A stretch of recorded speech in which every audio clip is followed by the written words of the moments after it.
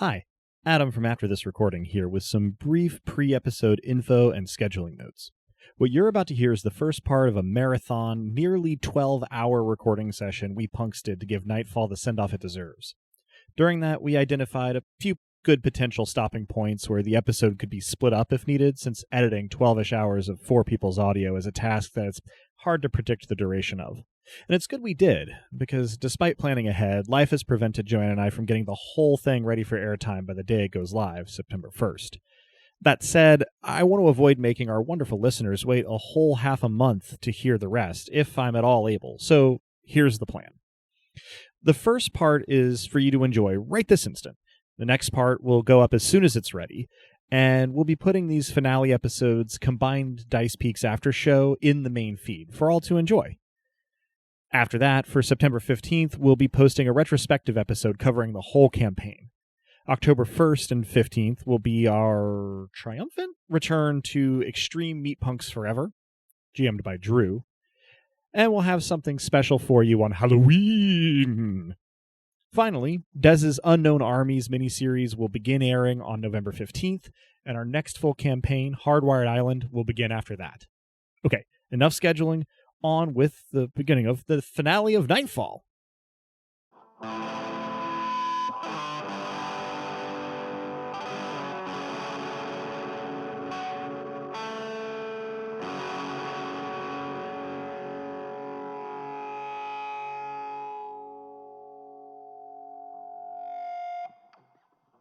Hello and welcome to Dice Punks, a tabletop role-playing podcast where we focus on playing full campaigns in less well-known systems. This week in episode 54, in the finale to Nightfall's campaign, our Nobilis will put an end to the war between gods, one way or another.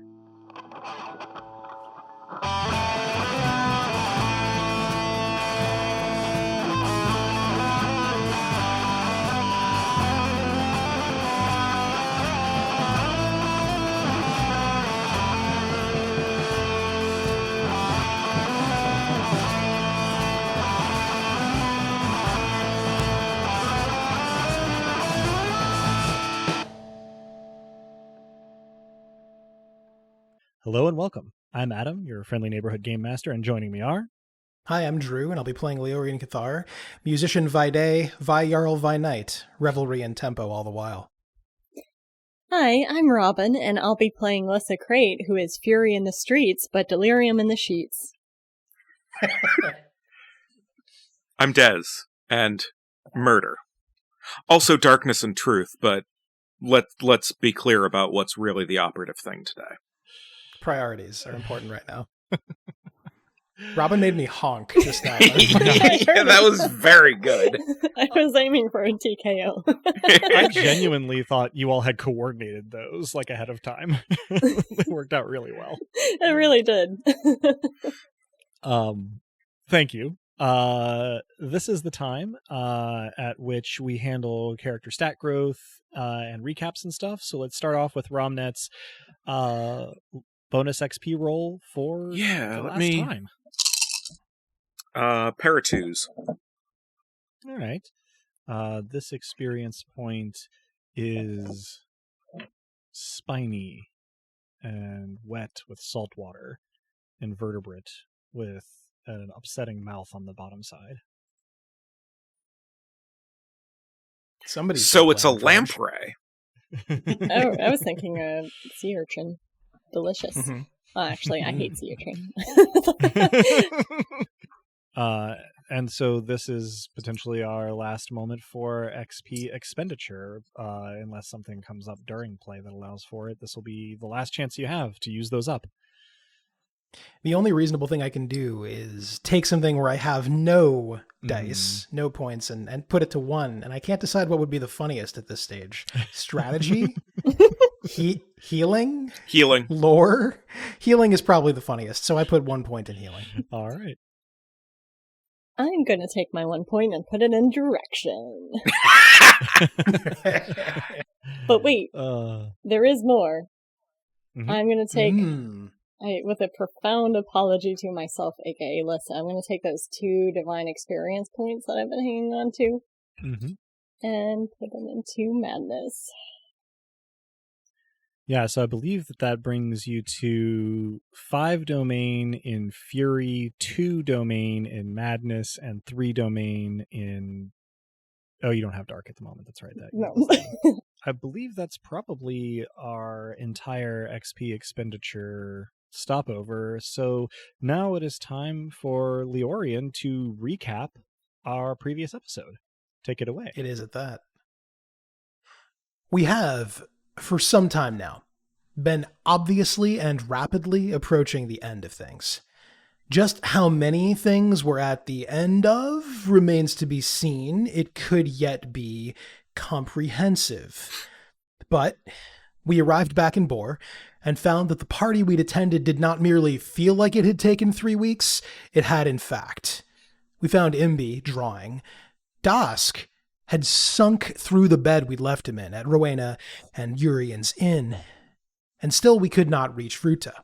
So we made our way to the heart of the chancel, and there we found Vruta and Dask both, as well as Truth, if that was his real name, charred from the inside out. Vruta, thankfully, had not been charred, any which way, but had all of his faculties slowed to an impossible pace, impossibly slow, that is. This was to keep him safe, after Truth had failed to kill him. Romnet murdered Vruta's murder, his murderer already having been killed by what were technically non-murder means. Then Romnet saw a vision. He received a prayer from Creus' Tyr, of all people, the Hawk of Therit himself, finding religion in his ever-advancing age. If anyone could do that for him, in particular, it would be Romnet. There were Diamok ships arriving in Therit, it seems. Apatia told us that the journey had been difficult. Oh no, Remolus. And that a storm was gathering. Oh no, Philia. We were able to reunite Imbi with her mother, Lissa's notion, and a very good one. I prayed to the deep. This was after we arrived in Therit, understand, and found that Celiand had eaten and become it. The time for making common cause, she said, had passed, and I hate to agree with her about anything, but... Lissa prayed to Remolus as well, and he responded only furious, beautiful. And Romnet, for his part, had called to Tohil, who arrived with Puff. Tohil negotiated to have the deep earth overtake the deep and to make a murder of it. And Romnet also got Creus, his newly zealous adherent, to bar journeys from arriving in the city. And then we heard Eka, demigod of confession, and found that he and Sertha was alive.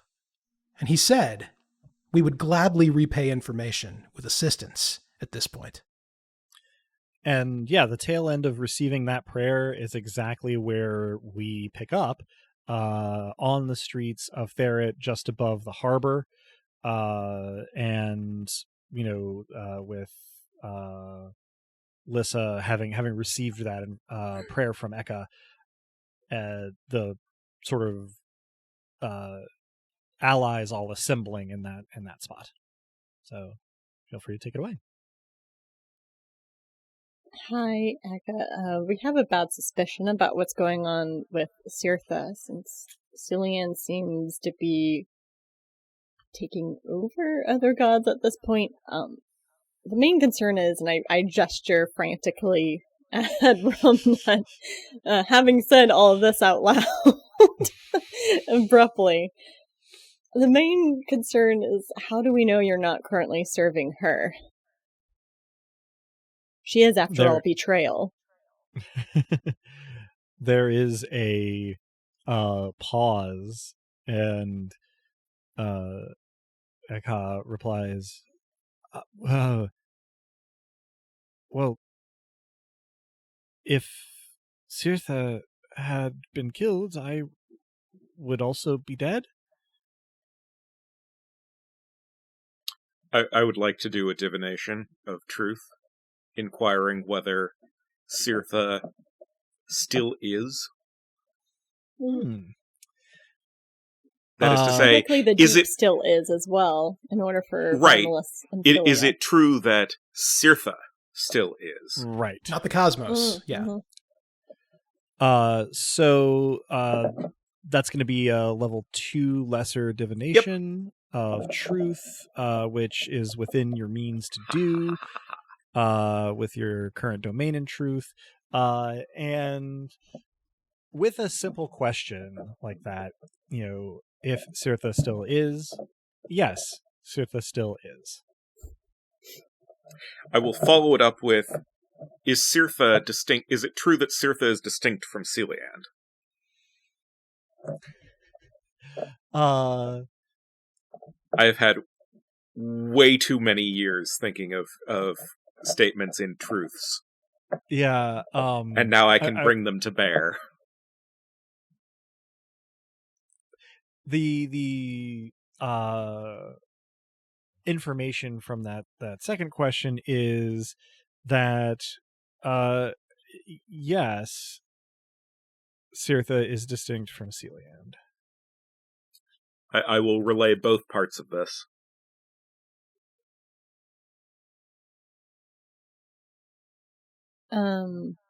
So it seems like Cirtha may just be diminished for now. I had a vision a while ago of Celiand eating a moon and made assumptions.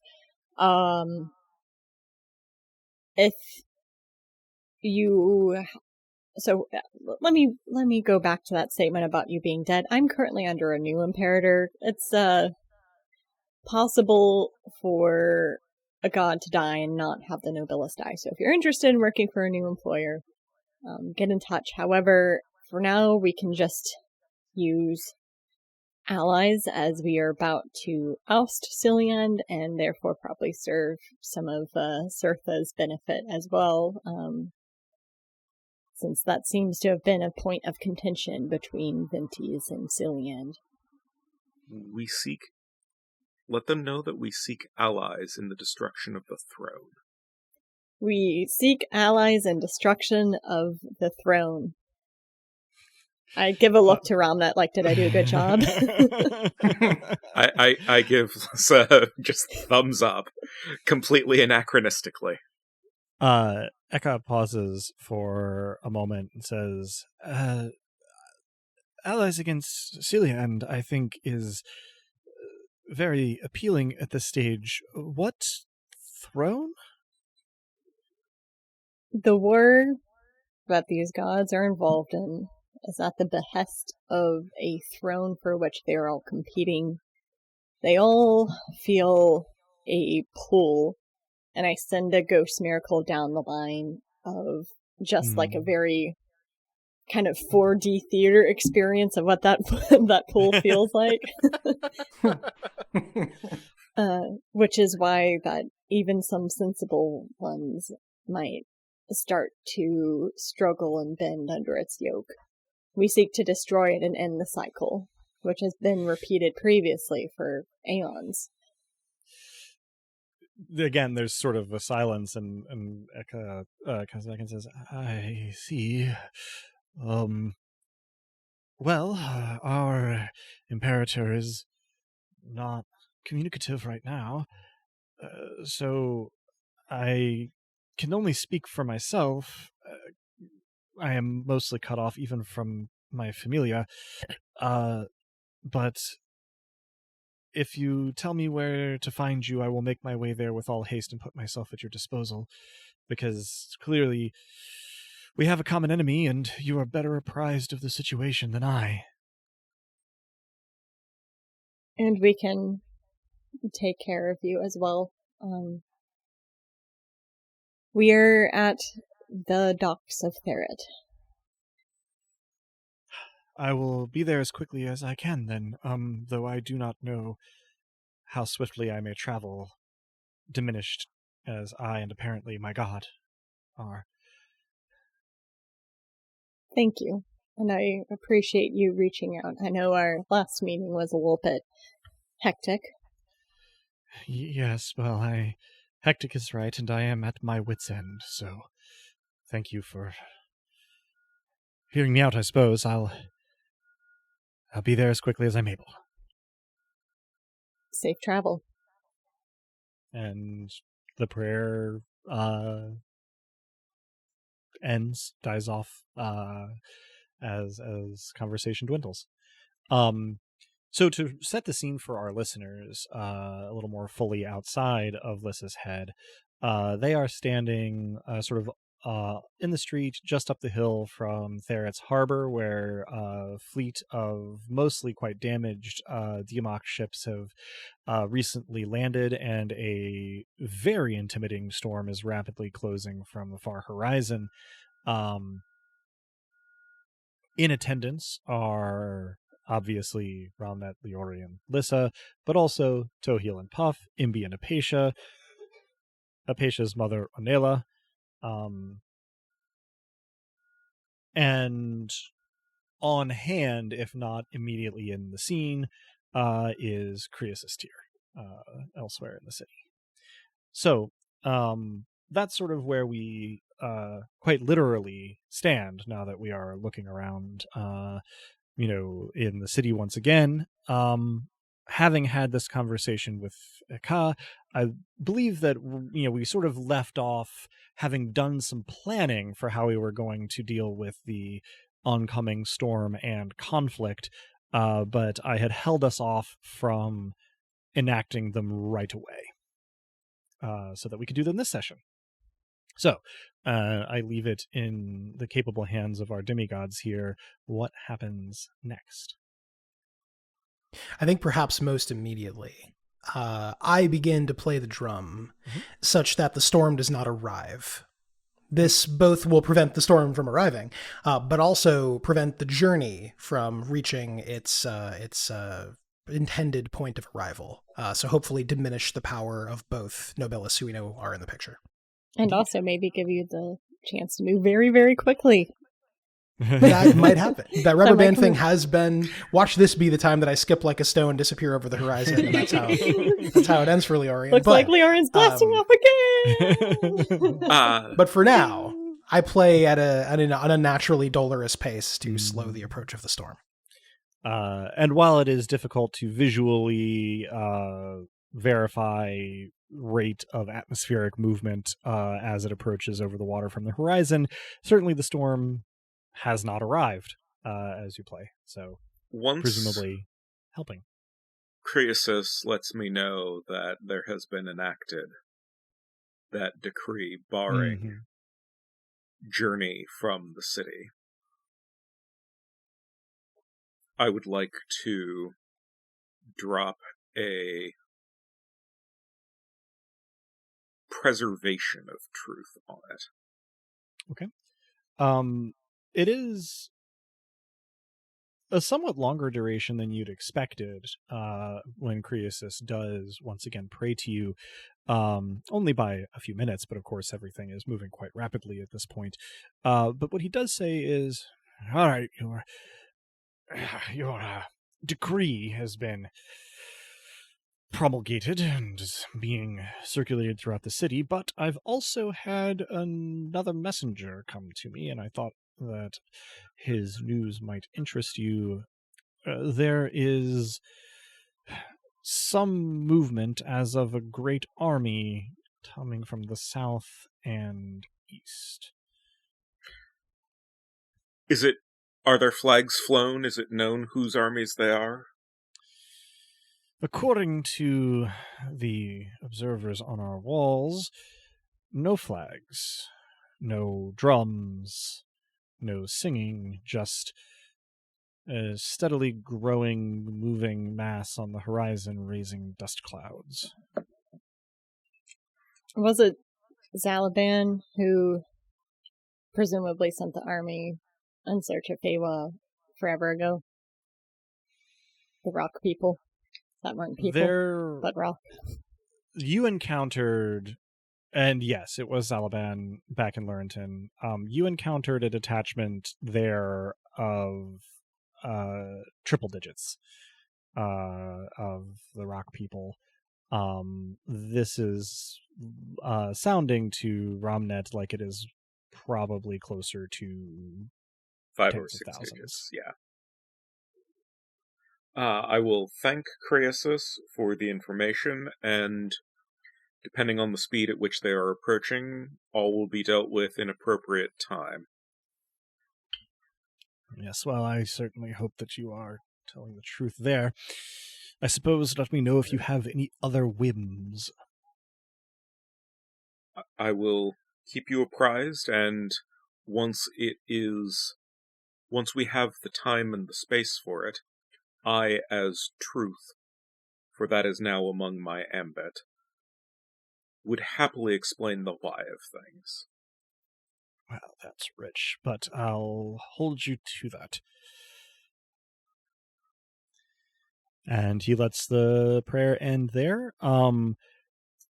You enact your preservation miracle. Which I think that's a 5. Let's see. A lesser preservation is 3. A major preservation is 6. Okay. For the moment, I'll just drop it at the 3. Okay. So that's 1 miracle point. Yeah. All right. So yes, you've preserved the truth of Croesus's decree that no journeys to the city are allowed. What else are our Nobilis getting up to here? I think that, some amount of discussion with Tohil of let's make the deep instead the deep earth. And as part of that, we should entrench the harbor of Therit so that it is not swept away by the risen waters. I know some rock people we could make an excellent trench out of if we could only find a way to connect A to B. Apatia. Hmm? I hate to impose upon you for something that was given as a gift, but if you have 2 flechettes to spare, I think it would be good if we distribute the bloodstone between us as much as possible. Only because we don't know who's going to get close enough to Cillian to land. She nods and she says, "No, that makes sense." And she reaches into sort of her belt at the small of her back, though it is obscured by her sort of draping and layered sort of pieces of dark cloth that she typically wears nowadays, and she pulls out very sort of gracefully, kind of between fingers on her hand, the 2 of the 3 bloodstone flechettes that you had made and given to her, and she sort of holds them out in front of her at arm's length and says, "To whom should I distribute them?" I look to Leorian and Romnet. Only you would know that I nod, given how slowly I'm moving.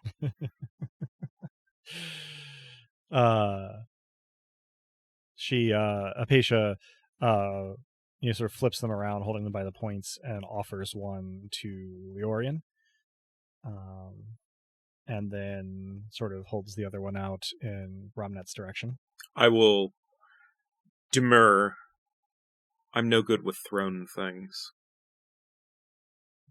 Apatia nods in understanding and then sort of looks around at the assembled group for who might want one, and after a moment's hesitation, Imbi takes the other and sort of puts it through the back of her belt, and gives sort of a solemn nod. I will look at all of those with flechettes and say, when you throw, let me know, and I shall make of it a murder. That's true. I was thinking more of, because I don't know anyone that can throw with the accuracy of Apatia, but if you make of it a murder, I suppose that accuracy doesn't matter. It's a combination of all of these things, I think. I look out over the storm with a large sigh.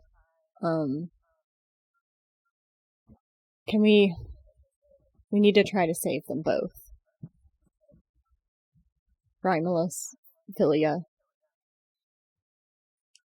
Yes. There will be a great deal of ambient power if we succeed in destroying betrayal, we should be able, hopefully, to use some of that to take them into the Familia. And I think we should avoid weakening them further. To the best of our ability, of course, but the Red Tooth Rite, even enacted by an imperator, has certain rules. The surf just beyond the ships in the harbor begins to roughen in a way that is not reflective of the weather or the waves coming in from beyond that point. And you see a couple of tails and fins, as well as behemoths beginning to walk out of the water. NB will need silence. And since it seems like we're running out of time, I think we may have to strike Celiand where it will hurt her the most. I propose we had turned the trail on itself. Certainly. How would you accomplish this? Well, by giving her what I felt after she betrayed us with Feywa's death. 1,000-fold times over. What's the natural response to being betrayed? Outrage. Hurt. To seek revenge. Fury. Fury.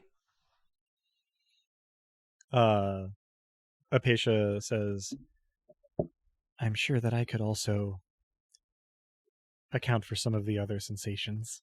Mm-hmm. And I'll need you to do that. While you are talking, the sort of city guard of Ferret is rushing down to the harbor to combat the behemoths, and you can see that there are groups of mismatched large sea predators working together to capsize boats in the harbor. The siren rays also start to appear, but Imbi staring out over the sea is preventing their song from being heard. Here's what I would like to do. I would like to inflict Celiand with the rage of every single betrayal that she, or betrayal itself, has ever committed. And I would like to make her go mad with that, as I have done many times before. If she shreds herself to pieces, she'll be an easy target once we lift the seafloor. Tohil interjects. Apatia gives you a sharp-toothed smile at that, and Tohil interjects and says, I'm certainly happy to be of service, but, well, my domain is not among the most powerful. So if you have any wells of power into which you can successfully let me tap, it would make it much more possible for a large-scale effect on my part, though I will likely not be in a state to do much else once the miracle is complete. I think we should be able to nettle power based on Lyssa's working in order to fuel ours, as I would happily join myself to you to make a murder of the deep by the now, deep this earth. Does present a logistical problem in that Tohil is not part of your familia, and you are not in an advantageous area for fungibly transferring power. Couldn't you open a conduit? That is likely to be something that his imperator would need to do, and or your imperator would need to do. His imperator is currently a fennec fox, and yours is currently asleep. Unless we forget, Tohil is a bat. Yes. Tohil. I had not forgotten, but if how could we forget? Since we're naming any listeners have species. forgotten, first, if you've forgotten, dear listener, first of all, shame on you in a mild way. But secondly, yes, Tohil is a bat. Yes. Thank you for including the important part there, Drew.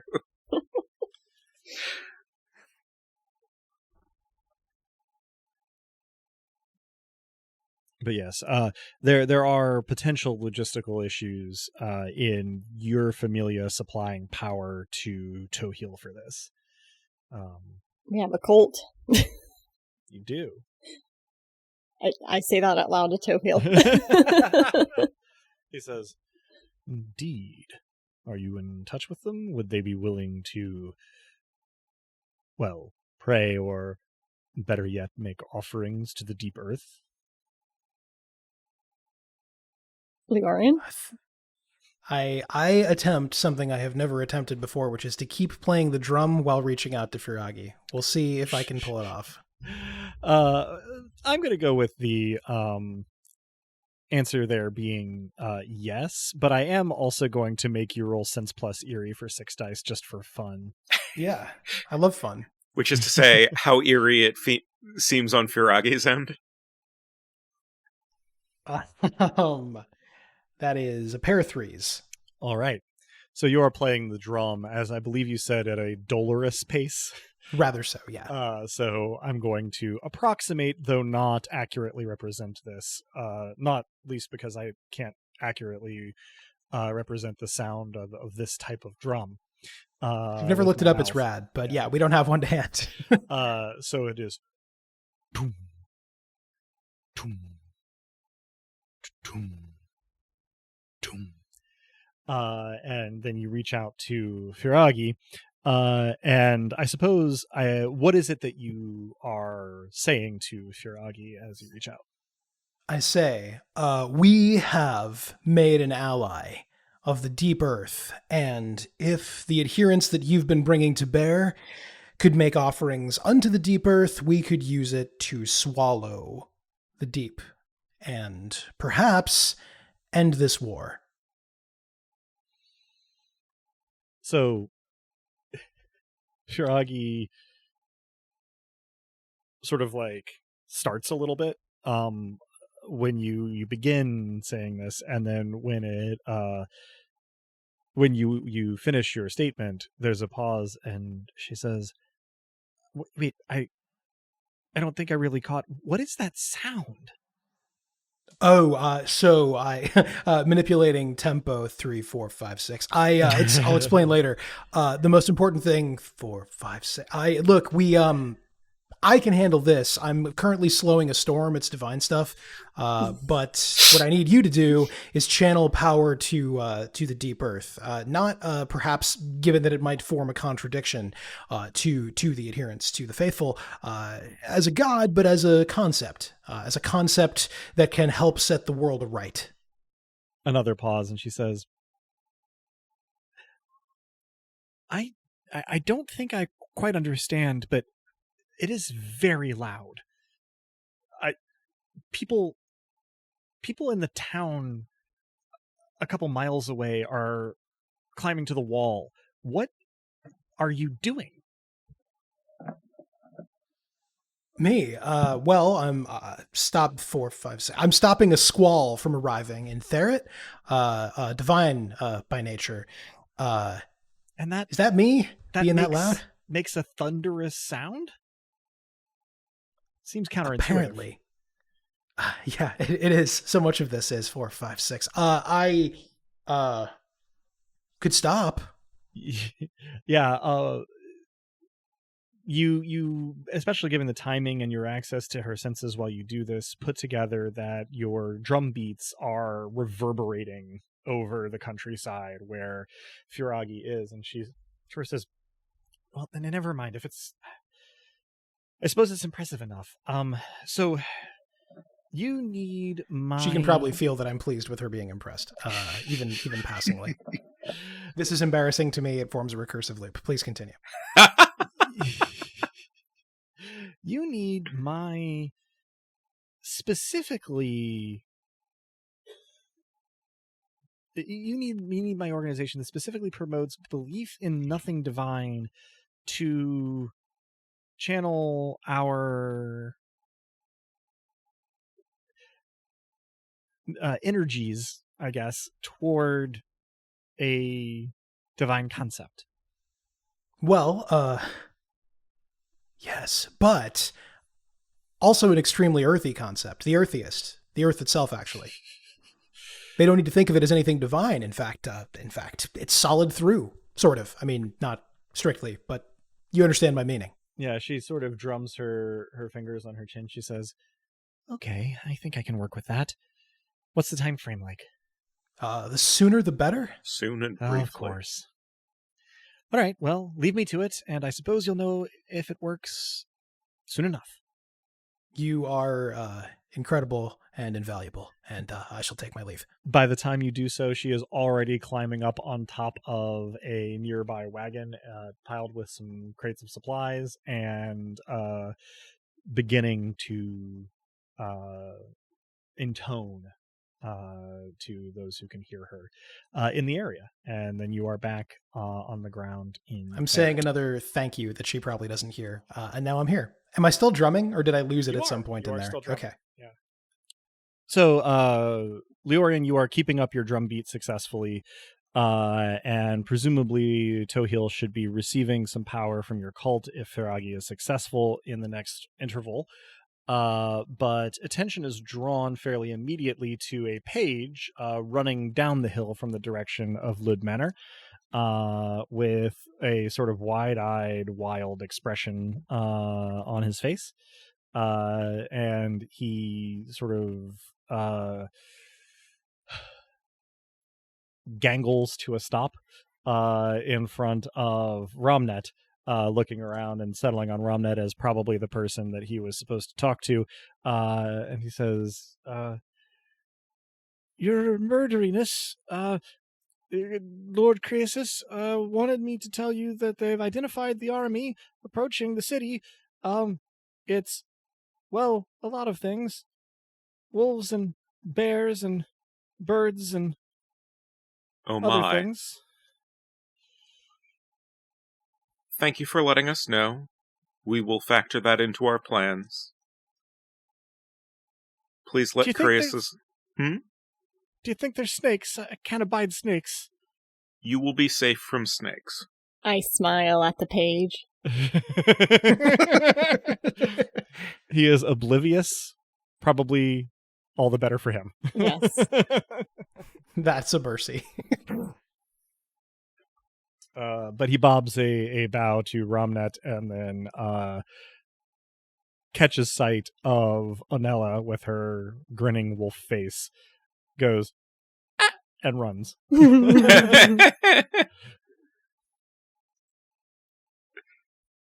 Well, I guess we found out who got some of Palarin's domains. Seems likely. Or, if not at the time, then in later collection. So, as the page is running away, battle has been joined in full at the harbor against those creatures of the sea able to emerge from the surf. The forces of Therit basically are not trying to defend the ships, and larger ones seem okay, but smaller ships and boats are being capsized fairly rapidly and comprehensively in the harbor. We'll deal with it later. Wearily cast a lesser creation of fury after just a blink of an eye taking on the aspect of Navia, to turn the creatures of the deep, assuming they still don't have enough Tortos, against themselves to slow their march onto shore and their destruction of the boats. It seems to take. There's now sort of more of a free-for-all, sort of in the surf and just beyond it. Just as you finish that, you receive a prayer from Kea, who says, "Listen, don't know, I'm sure you're busy. There's snakes and gators and gar in the canals. The gators are coming out. The snakes are coming out. The gar are still in there. People are pretty scared, and I haven't really seen what Arliova's been up to lately, so I'm thinking something may be going on Well, I just wanted you to know. Get to shelter. Tell everyone to bar the doors against the animals. They are working for Cilliand. And if anything else comes up, let me know, but this should be over soon. Be safe. Right you are. And then as the prayer sort of cuts off, you hear her go, "No, Thad, get in sight!" And then the prayer is over. Thad gets to get inside. No, Thad needs to get inside. I suppose with everything going on, it's best that we do this sooner rather than later. Toheel chimes in, "Well, as soon as I have the power for it, I plan to do everything I can to infringe on the Deep's turf." We can at least occupy Cilliand herself. Alrighty then. Is everyone ready? Apatia gives you another of her sharp smiles and embellishes it by licking her lips. Seeing this, quickly thread a arm around her waist and say, "For luck, then," and kiss her. She doesn't seem to have been expecting it, but does lean in and kind of makes a little noise. And then as you pull away, she goes, "I do feel lucky." You are my lady luck, even if you don't hear those prayers.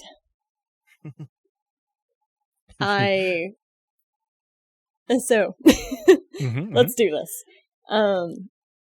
What I would like to do, and you can tell me what to spend and where, but I envision that I'm going to be working in tandem with Apatia, tempo, where it is, necessary, murder as needed. Yeah, I think I am sort of holding off. The icing on the cake, as it were. I am probably... Murder is an icing, yeah, as the old saying goes. Murder is a buttercream icing frosting. Cool. Murder. This is my my self-help book. You can. Or isn't more fondant? Murder can be a fondant. It really can be. Yeah. No, I think murder is unexpected caramel. I like murder. My one contribution to this is murder's a pan.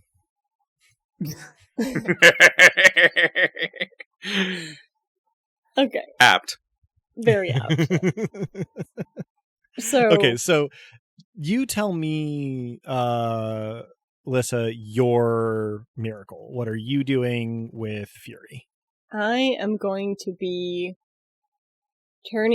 collecting all the rage of betrayal across its existence, funneling it into Cilliand and coupling it with madness. Essentially the Mavia effect, but very specifically applied. I would like to say something to Cilliand before this goes off as a note. But that's my thinking. A very focused Mavia attack that will inflict her with all of the sensation and emotion of betrayal's past, make her go mad with it, and make her start Mavying herself. So these are creations of both Fury and Madness. Level 4 lesser creations, level 7 major creations, and are you applying any penetration to them? My goal is to spend all of those 11 miracle points in domain. Okay. And allowing others to funnel in power as need be. Okay. And I'll ready a nettle as well. Sure. So, okay, let's see if we can break this down. If you wanted to do a major creation of Fury at level 7, that would be 2 miracle points without any penetration. For Madness, if you wanted to go all the way up to level 7, that would be 5 additional miracle points for a total of 7 miracle points, still with no penetration on either side of that. That would leave me 4 points of penetration. What do we think? I can also pour realm into it. Huh? We need a whole bunch of penetration on these. Right. Like 5 to 6 points. And then there's whatever Apatia is willing to contribute as well. Right. Well, I mean, she's going to be doing her own creation of sensation. So she's going to be handling her own thing. My realm miracle points into it. That would get you 3 more points of penetration. So that'd be a total of 7 points of penetration across 2 miracles. These are 2 separate miracles, not one and the same with 2 aspects? Creation of... the domains are even different levels. So, yeah, you have a major creation of fury and a major creation of madness that you could get 4 on one of and 3 on the other of if you tap out your domain and realm. Can I tap into the local populace of Diamacor has become part of our cult? Of Diamacor? Yeah, the folks who arrived. Okay. Can I tap into them for any additional power? Interesting. The answer is yes. Let me make a roll.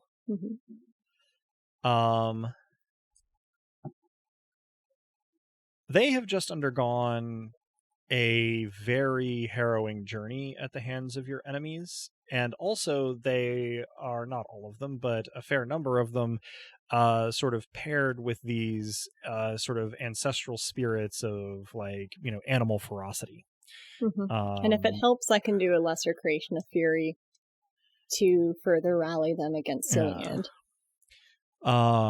So you are able to get some power from this. So what I'll rule is that if you tap out your domain and your realm and you tap into the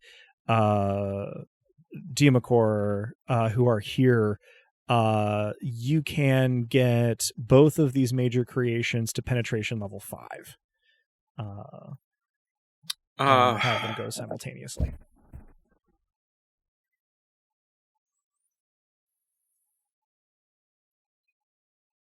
If you want to drop in a further point of penetration, Drew, on one of them, I'll drop in a further point of penetration on the other. Get them both to 7? To 6 anyway. 6 each. Oh, to 6. Okay, that a single point, not 1 point each. Yeah. I could drop in more than one. If you want it's to, more useful for me to do. Yeah, it may be more useful to conserve my points for when we really do make a murder of this. For sure. Yeah. In my case, though, upping the penetration might be more useful than my just like doing a separate. Like we're turning her idea of a revel on her, right? But that's a little abstract. This is quite direct. Yeah. How many points of so I have 9 domain miracle points. They're there for the asking. Hitting this to 2, like to both of them to such that it's 6. Like we don't know the threshold between. That's assuming her spirit is 5, which I'm not entirely like. I can't remember how much penetration we have. I think ties go to attacker, but I can't remember. So ties do go to attacker, and I'll go ahead and throw this out there in a metagame thing. This may or may not be something that your characters would think of in the framework of, but Vruta did mention a couple times a while back now in our human timeline that the emanations of imperators who had taken on that many shards are akin to Nobilis. If that means that their power scaling is the same, then they would max out at 5 spirit. Oh, that makes sense. I do remember now that you bring that up. That is something okay. in fact say. This is totally a thing the characters would remember. Yeah, exactly. I'm not surprised in the multiple months that it's been in the real world, we may have forgotten that, but your characters would still be thinking of it, I think. So... Okay, so I'm sorry, what penetration are we at for these miracles currently? She, under her own power, is at 5 each. 5. Mm-hmm. And if ties go to attacker... Correct. I technically have enough, but I'm also a fan of covering my bases if you're not opposed to just making I think we go to 6 each. Mm-hmm. Totally. Yeah, I'll put in 2 of my domain miracle points to get that penetration up there where it needs to be. All right, so that leaves Lissa with no domain miracle points, no realm miracle points, and Leorian goes down by 1 or 2 domain miracle points from 9 to 7. I think it's a worthy expenditure of... Absolutely. No, and that still leaves me with tons of points to run support on Romnet's murders and or do my own various trickery. Yeah. Do we want to do more than that? Was my only question. I mean, we're theoretically good. Well, so those are the 2 miracles that Lissa is doing. You can also support Apatia. Because the sensation will also be key to making the madness more effective. So, do we have a sense of how much penetration is on her attack or her miracle? Well, we wouldn't think in these terms, right? But can we tell how, like, the brightness of the motion or what have you? Well, and you can even confer. She is doing a major creation at level 7, and her oomph behind that miracle is, to all appearances, capped by her available power at 3 penetration. Okay. So yeah, I mean, I give her 3 of my domain miracle points. Okay. To get that to 6. Brings it up to 6. Yeah. So that's those 3 miracles. I think we had decided that Romnet's contribution of murder was going to wait till later when we were actually able to attack Celia. Right. Physically. I think then, it's partly a question of raising of the deep. Indeed. Well, the deep into the deep earth, anyway. Yeah.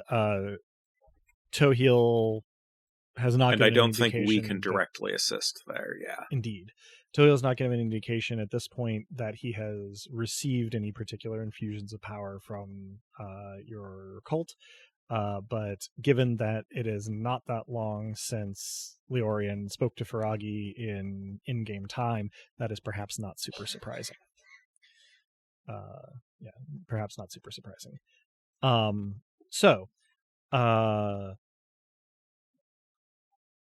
If you could, I know you have already done so in the planning stages of this, but Lissa, if you would describe the effects of your creation miracles of fury and madness on your target. Before I kick off this miracle, I pray to Celiand. And what do you say? Tell me, Celiand, to whom do gods pray when they're afraid? First, I send her my fury. Then, I send her all else that betrayal has ever caused. And I weave the madness of it into the miracle. So that she would reprehend herself and her very nature. Ooh, Adam? Yes? I've had an idea. Okay. I would like to make this true. Okay. Specifically, the madness of it. Okay. I would like to enforce the truth of the madness on Celiand. All right. And so what to are you thinking? And to specifically the self-destructive tinge of it. Okay. So would that be lesser or greater creation of truth? It is narrow aspect, it is localized, but it's also the emanation of an imperator. Yeah, and those specific. Those are pretty specific to gifts, those adjustments to miracle level.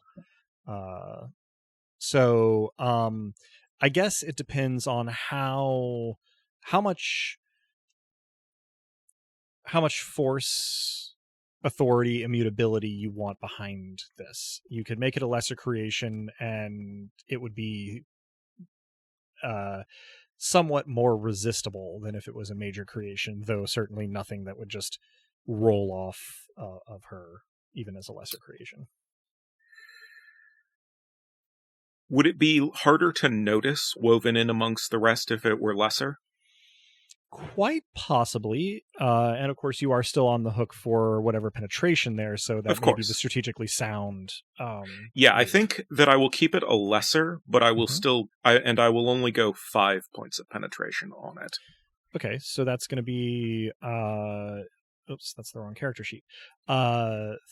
3 is your domain in truth, so that would be a miracle level of 4, so you need 1 to get it up to 4, and then 5 more for penetration.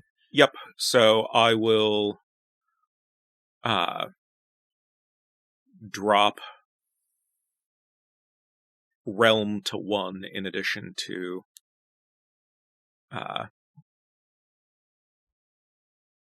dropping out domain. So I'll be my only remaining miracle, I think, is going to be the murder. Okay. And Apatia, for her part, weaves her own miracle, and Leorian helps it to penetrate, as well, a major creation of sensation. The effect is difficult to gauge, since Celian is not proximate to you exactly, but she does start to respond to Lissa's prayer, but before a syllable gets out, cuts off. You just hear sort of a and then silence. The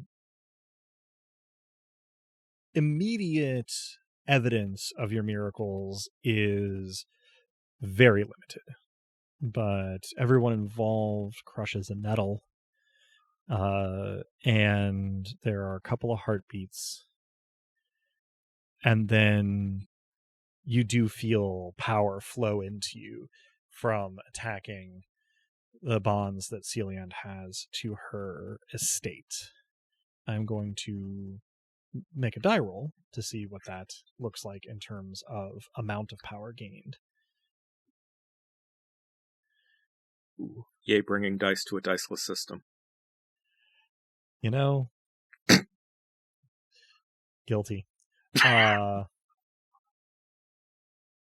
Everybody can distribute, I say everybody who crushed a nettle for this, and had a hand directly in it, can distribute 6 miracle points among their meters. Would I get any extra for the dual domains at work? Not really, because I'm kind of doing it as the overall effect of everybody's thing, kind of split between participants. So nettling all around was wise there. Yes. Perhaps analogous to splitting the tips at the end of the day. What can I see through the sight looking in the direction I felt my miracles go? Not too much, though. You can see the parts of the arrested approach of the storm that are directly expressive of Romulus and Philia sort of glowing in a diffuse kind of way with miraculous energy from a distance. You don't actually have a read on Celian particularly from where you are here. Actually, Adam. Yep. I take that back. I'm going to do another miracle. Okay. I'm going to murder all of Celian's tools that do not have an auctoritas. And I am going to nettle them because she is a betrayer who uses tools. Okay. So, greater creation of murder. Mm-hmm. I'm not going to put any penetration on it because that's fine. Yeah. Yeah. So that's going to be 2. If I may. Mm-hmm. Yes. I would focus on, if you have a limited range, focus on that which is between us and her. Adam, with a greater creation of murder, do I have a limited range? Give me the wording of your intent again, if you would. Like, how are you I am trying going to murder this? I am going to murder Celian's tools. Okay. You are pretty sure that a major creation here is not going to have global effect, but it, from where you are here in Ferret, would have an effect in the harbor and approaching the city, probably not all the way to Fermata. Okay. Well, sorry, Kaya. But yeah, that's going to be 4 miracle points, yeah? So you have murder at 4. Major creation with no penetration would be 3 miracle points. 3. Lovely. Yeah. And I will nettle as well, assuming she has a connection to her tools. So you sort of focus for a moment and release this miracle into the world, and in the space of a couple breaths, the harbor goes from sort of frothing with ships being turned over and combat happening to the wet slaps and thuds of various sea or amphibious creatures collapsing where they are, falling from the air, sinking under the waves. Do I reach as far as the approaching armies? You can detect that. Yeah, you do. And huge swaths of animals just collapse, or in the case, I guess, of the snakes, go limp. Where they are, birds fall from the sky, and just pile up in the plains approaching Ferret. There is sort of an uncanny quiet as you crush the nettle, and you basically get, well, I've started the thing, why not roll for it? You get refunded the points that you used on it. Oh, hot damn. That is honestly better than I expected, so that's lovely. Yeah. It appears that Celian did not have the strongest tie, but you did do quite a magnitude of blunt destructive force. Yeah. After a beat or two, you start hearing kind of ragged cheering from the folks who are engaged in fighting the creatures coming up out of the surf.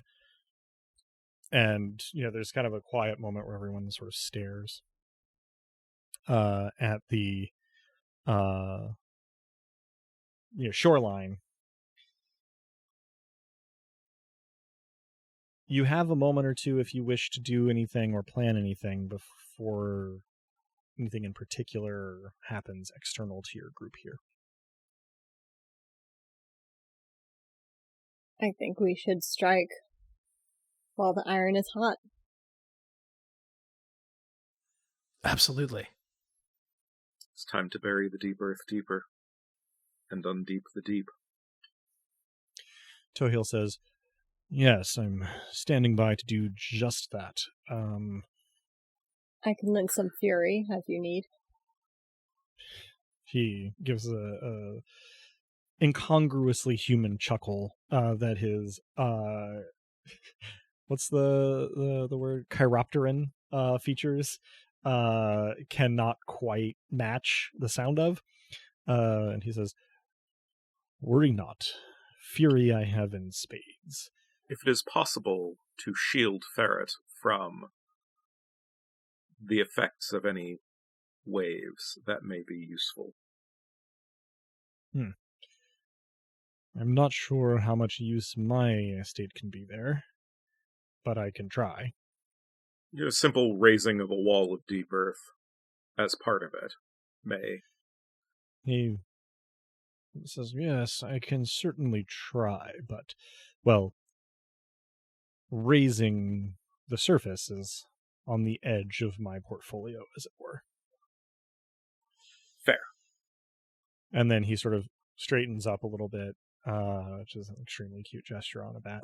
And he... I will have Croesus order folks back from the harbor. Okay. You send along a terse but clear message about that, and you see but very polite. To move around. Always polite with Croesus, even if he's a bastard. Yeah.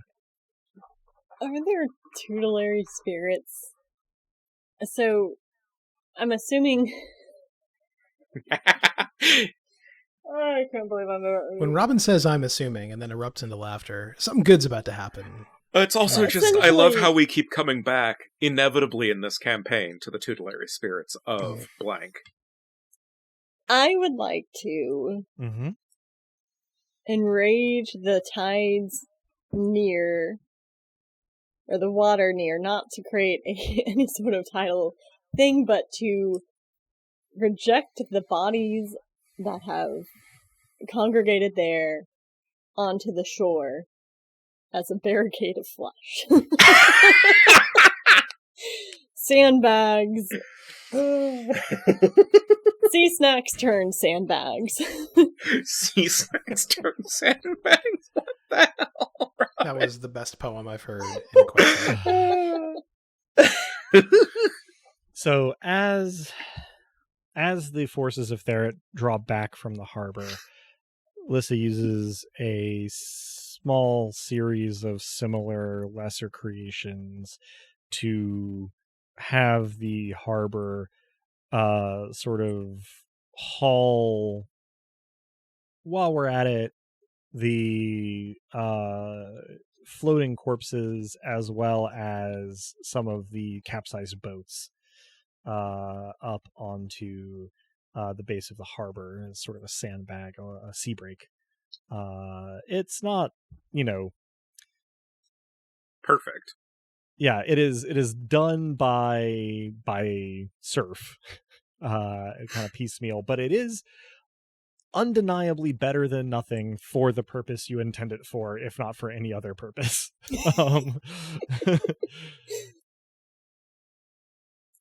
It'll make it easier to clean up later. Yeah.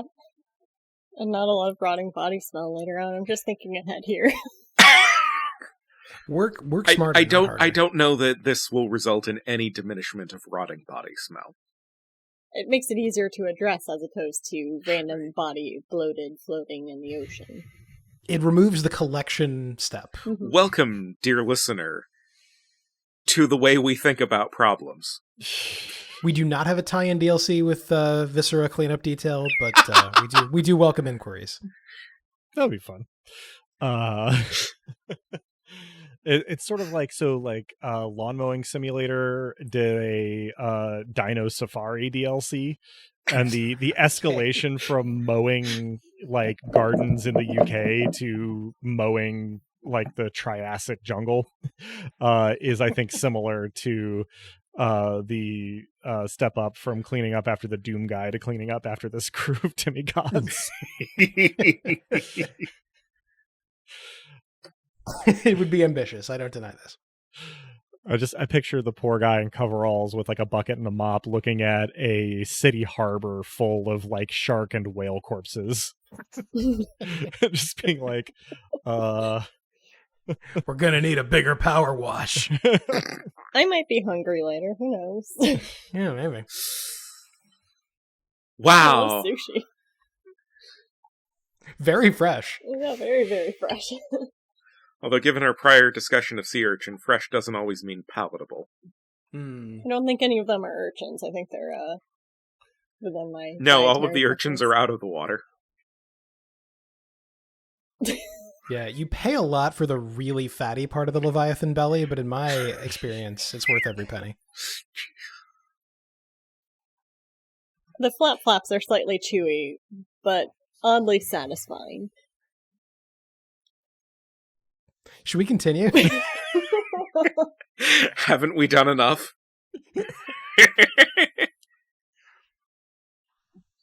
Listener, if you're hearing this part, then I apologize. I don't. Yeah. So Lissa encourages the sea to eject its detritus into a sea break of sorts on the harbor, and At about that point, Toheel sort of straightens up, flaps his way up to the eave of the nearby roof, and announces, "Well, it looks like your cult has managed it. It is a rivulet rather than a cascade, but I think it might just get the job done." And he spreads his wings facing the ocean, and there is a beat. Puff makes a little yip noise, and sits down sort of on the step of a nearby warehouse. And then there is, you were kind of expecting a rumble from this, given what's involved, but it actually happens as a, well, very loud, very far away, intimidatingly forceful crack. You can actually see out beyond sort of the coastal shelf a sort of like plume of water misting up, and at this point that seems to have some kind of effect on the storm that Leorian is still playing his drum to stall.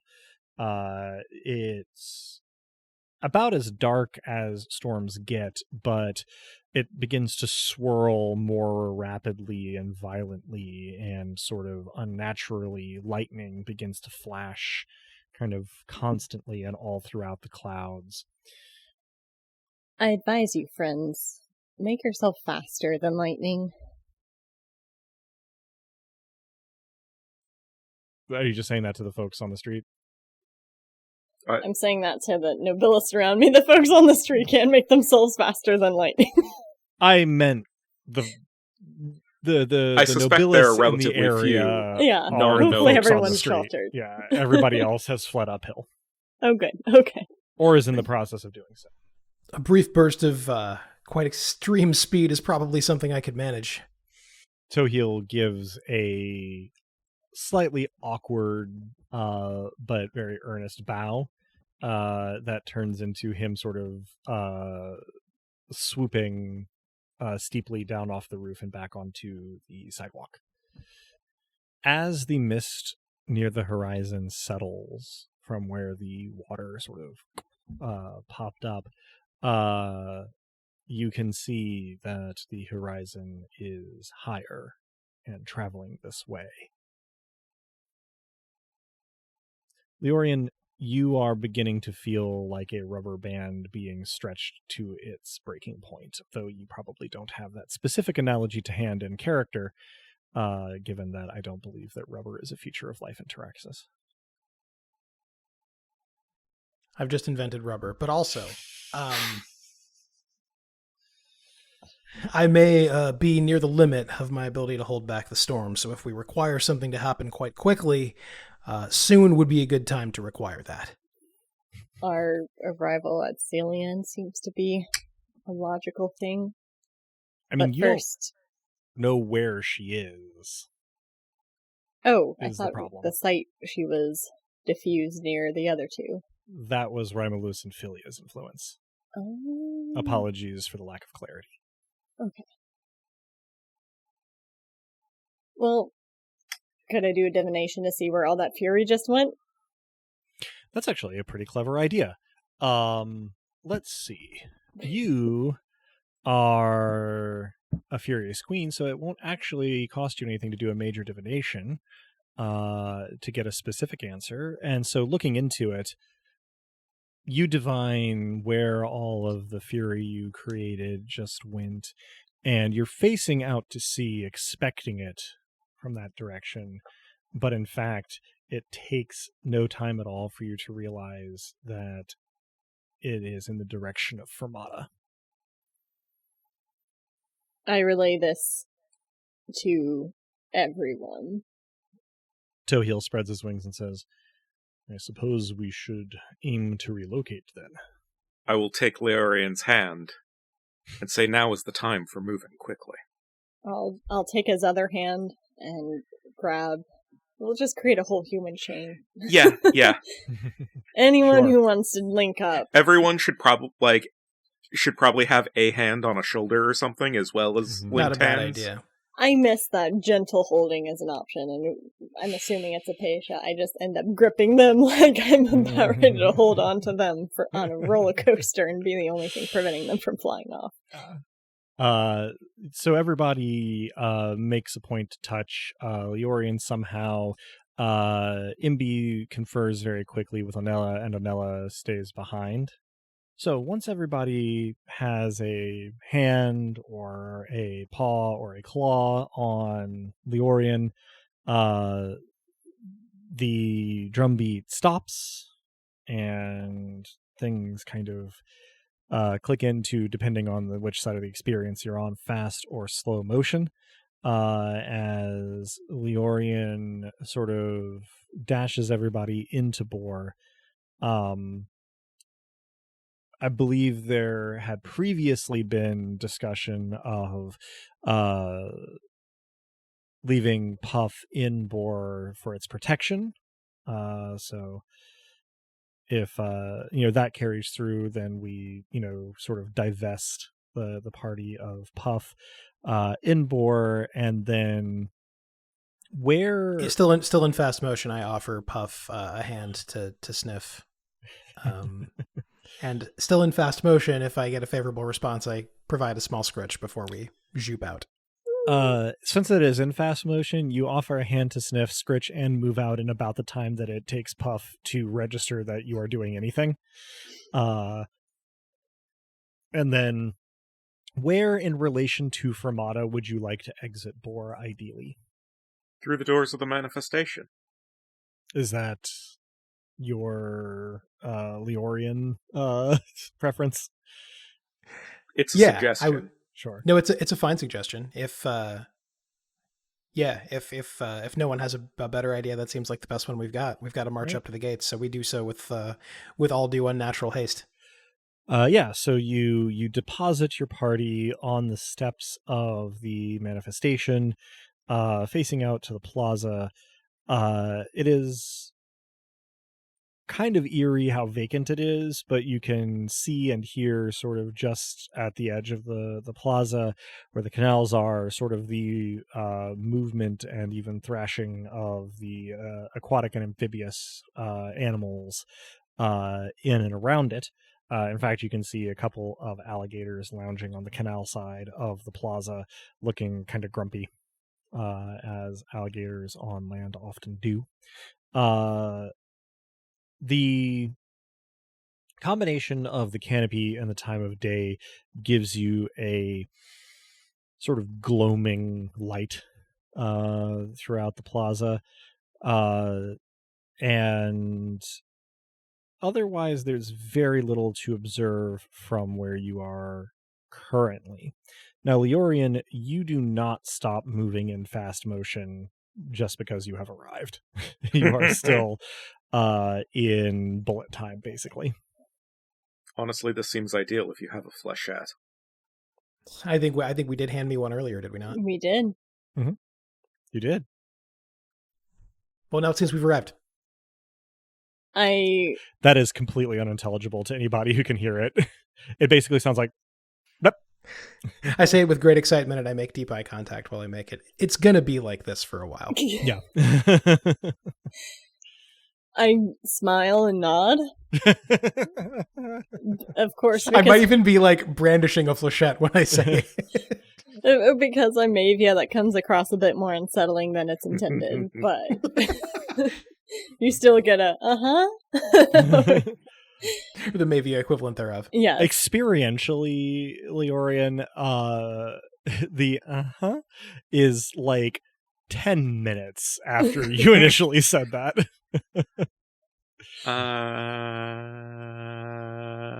Etc.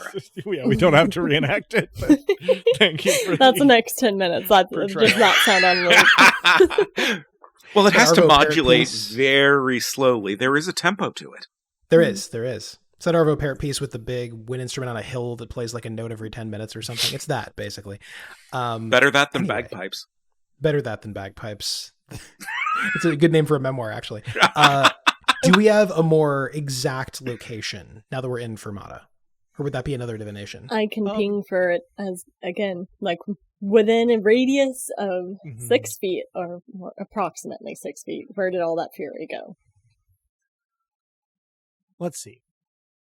How does it read? It is suffusing this area, but also it has a point of sort of like most resonance. Sort of a little ways, call it like 2:00 from the steps of the manifestation, maybe halfway between there and the edge of the city in that direction. I start heading in the direction towards where it is most resonant. Mm-hmm. And I ping, kind of like someone obsessively using the Eagle Vision in Assassin's Creed. I will divine of murder. Is someone trying to create a chancel here? Interesting. As a divination of murder, that comes back kind of inconclusive. There have been murders here. But I swat them. They are done. They are over. They will not continue. Okay. Yeah. Easy enough. So you are moving with your accustomed sort of uncannily loping gait in the direction of the sort of focal point of fury that you had detected. And spectacular. Per Des in the comments. Leorian has trouble not racing ahead of you, but everybody else has trouble keeping up with you. I think Leorian is just a probabilistic cloud at the moment. More or less. More or less. Yeah, let's say I'm circling the group sometimes. That isn't quite to my satisfaction. Vampire survivorsing around in case of danger. Sometimes I'm walking forward but performing tight circles of my own. The effect is probably pretty weird, but I don't have much of a choice. You create eddies of wind, I suspect. I likely. Likely. At this rate, in approximately 10 minutes, Mavia, you arrive at the door to a large but not particularly expensively appointed abode, and sort of throw open the door. Oh, that's hinges. Indeed. It goes bouncing into the entryway, and the entryway is open sort of through arches into various spaces in which there are Fermatans, the ones who are still entirely human in aspect, not perhaps all of them, but exclusively the still human looking Fermatans, standing and sitting and sort of freezing in whatever they were doing. And through the arch ahead of you on the other side of the room sits Adeliova, who to Mavia's eyes has something of a serpentine aspect to her currently, though to other observers she continues her oscillating visage, I guess we should call it. How does she look in the sight? She looks like a Nobilis with a moderate spirit. How does she look like as a divination of truth? Ooh, that's fun. Just lesser. Lesser divination of truth, no penetration? Yeah. Okay. This is not a common roll in even the system we have that has dice, but roll sense for me, 5 dice. Just flat sense? Just flat sense.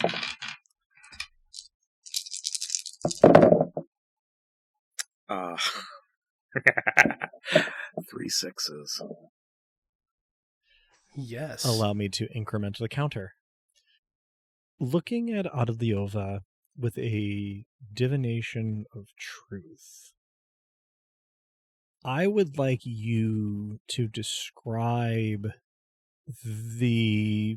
let's start with describe the person that Romnet would find most superlatively beautiful out of all possible people. I mean, the problem with this is that on the one hand, it's whoever has my attention at the moment. On the other hand, it's dusk. On the third hand, because we have many hands here, it is a matter of personal qualia rather than physical attributes. Mm-hmm. And on the fourth hand, I know that this is not that person, which may operate to undermine the whole thing. Certainly. So, using more than just the sense of sight, but also sort of dreamlike noetic knowledge, mm-hmm. What would you be beholding if you were beholding maybe not the only, but a perfect example of beauty in Romnet's Sure. I mean, the most estimation? concrete that comes to mind is dusk, but not in sketch. You see sort of an idealized version of Dusk as he was as a mortal, with sort of a piercing gaze toward you and a gentle smile, holding a large cup of steaming coffee, looking ever so slightly disheveled, but sort of artfully so. But here's the thing. You aren't actually looking at a person that looks that way. You are looking at a statue of Dusk in that posture, where Adaliova stands on the other side of that arch. So the whole thing with beauty is that it's whatever's on the pedestal. As you take this in, Adaliova, well, her attention is drawn to the dramatic entrance that Mavia has made, and the people surrounding her. And Adaliova sort of straightens and smiles, but not. It's the smile of somebody who is about to get to release their temper. To Romnet's divination vision currently, this looks like the statue sort of between one frame and another changing posture to reflect this until the miracle sort of wears off, at which point, you go back to seeing Adaliova the way you usually would. Is this, can I do another divination of fury and see? Also, you had mentioned approximately what spirit she has? I believe I said moderate. And Robin, you were saying? Can I do another divination of fury and see if this is where the miracle ended up, or where the miracle went? So, that's an interesting question. This is a focal point of the fury that you created with your miracle. But it is not perhaps the destination per se. A node might perhaps be the way to put it. Where does moderate compare to my own brightness? Very, very close. Almost, I'll say imprecisely equivalent. Okay. I'm going to offer a lesser creation of truth that is also a murder. Mm-hmm. I'm going to put 3 points of penetration on each. Mm-hmm. And I'm going to reveal beauty as, well, an illusion. It is self-undermining. Okay. And I'm going to nettle. So, the combination here is... and lesser creation of truth. that beauty is an illusion with 3 penetration, and then also a lesser creation of murder. By that mean, these are functionally going off at same time as same action. Right. And then a lesser creation of murder with 3 penetration based on that action. Okay. Let's see. So that's going to be 5 miracle points from Domain? Yep. All right. And Adeliova opens her mouth to speak, and then you aim these miracles in her direction, and I'll just sort of wave a hand at her as the action of it. Excellent. Yeah, you wave a hand in her direction, and like smoke, her appearance dissipates. No mortal sees anything in particular, but the nobles among the onlookers see, for just a moment, a handsome older woman with dark brown hair streaked with gray and a prominent nose that seems to have been broken maybe more than once, and sort of very striking gray eyes, looking kind of startled. But after a moment, where Adeliova stood, there comes to be nothing. Nettling, you, let's say, receive 2 domain miracle points. Cool. Fuel for the next murder. There is a silence that echoes in the way that some silences do throughout the building, as the Fermatans who look around, who were looking at Adeliova, now turn to look at you all. And one by one, those who are not seated sort of sit down, looking a little stunned. Mavia, in your divination sense,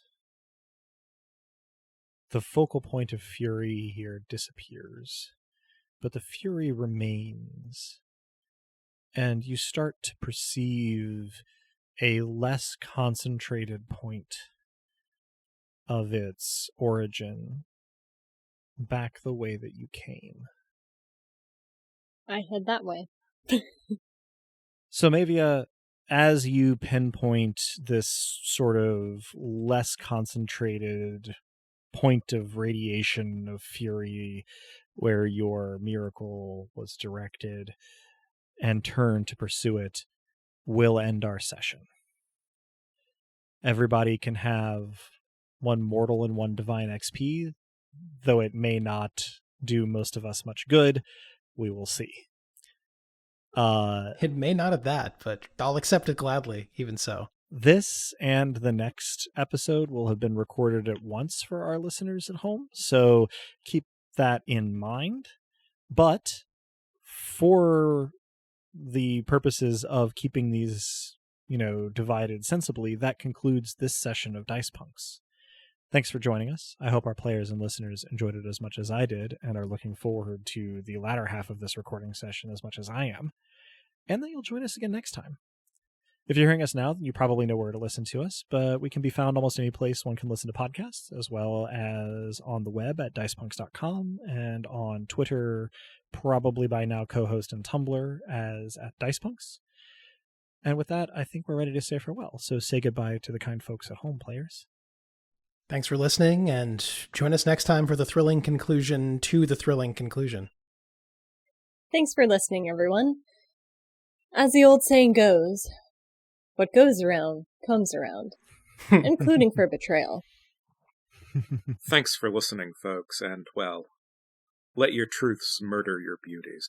And as the poet once said, say your prayers, 'cause everyone will notice and everyone will care.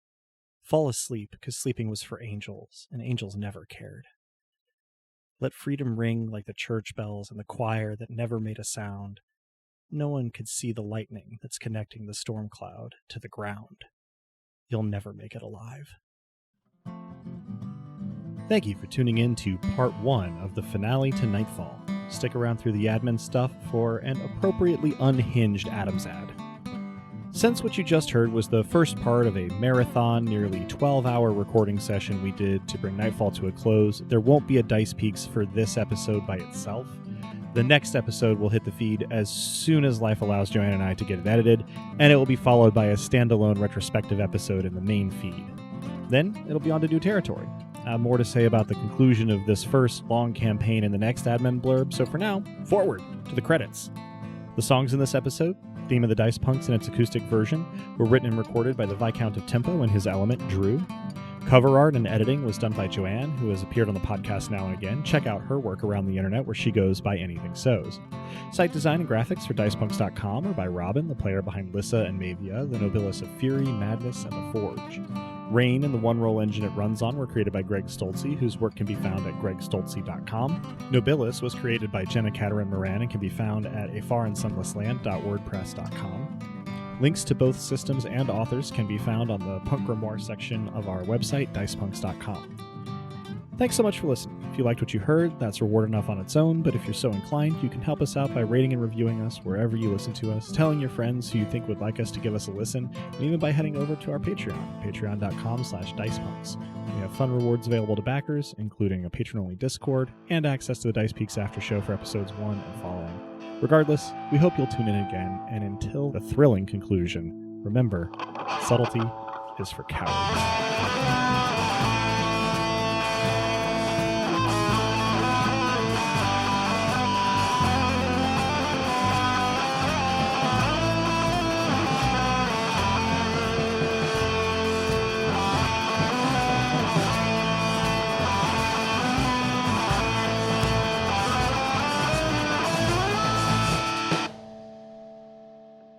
At one point or another, on an especially lonely night, with only the darkness around us and the twinkling in the heavens above to accompany our thoughts, we've all looked up at the night sky and asked ourselves the same question.